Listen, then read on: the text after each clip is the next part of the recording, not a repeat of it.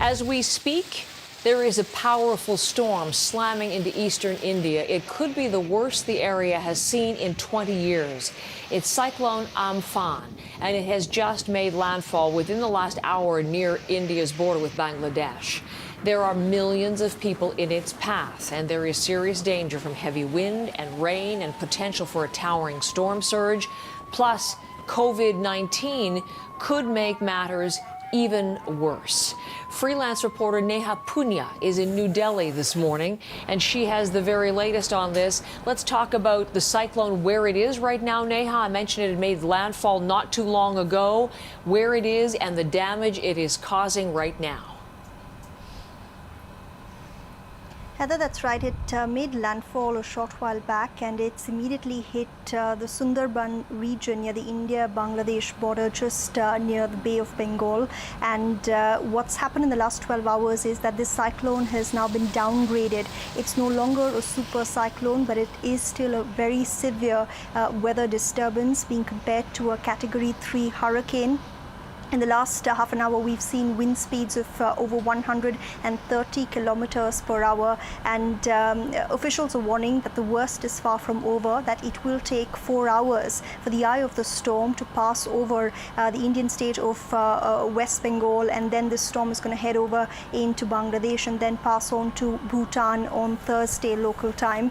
What we're already hearing is that 2 people have died because of the high wind speeds. Officials saying they're preparing for water surges that are as high as 5 to 6 feet, which is why it's imperative, they say, that everyone stays indoor.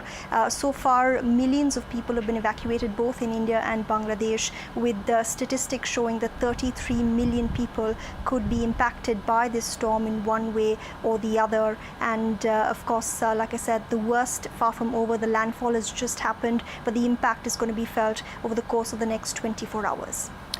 The impact from COVID-19 is something that may last even beyond that. Neha, I'm wondering, in terms of preparation for this storm's devastation, in terms of rescuing people, how might COVID-19 enter into this story?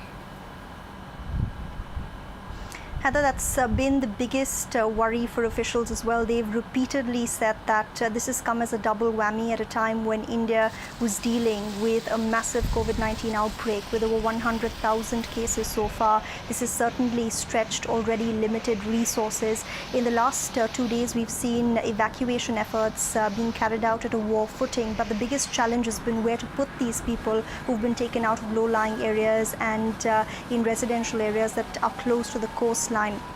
Usually you have schools and cyclone shelters that are pressed into service at times like these, but these institutions and establishments are already being used as quarantine facilities for COVID-19 patients and suspected patients, which is why the biggest task at hand was to remove people who were quarantined there, send them home for self-isolation, completely thoroughly sanitize these establishments, and then move people into these shelters.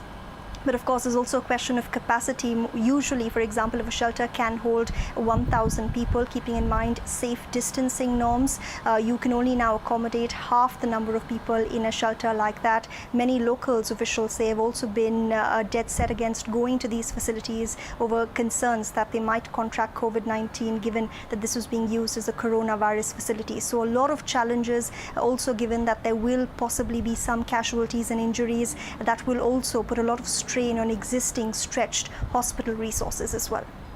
Neha, thank you very much. A pleasure to have you bring us that story live from New Delhi. That is Neha Punya, a freelance reporter.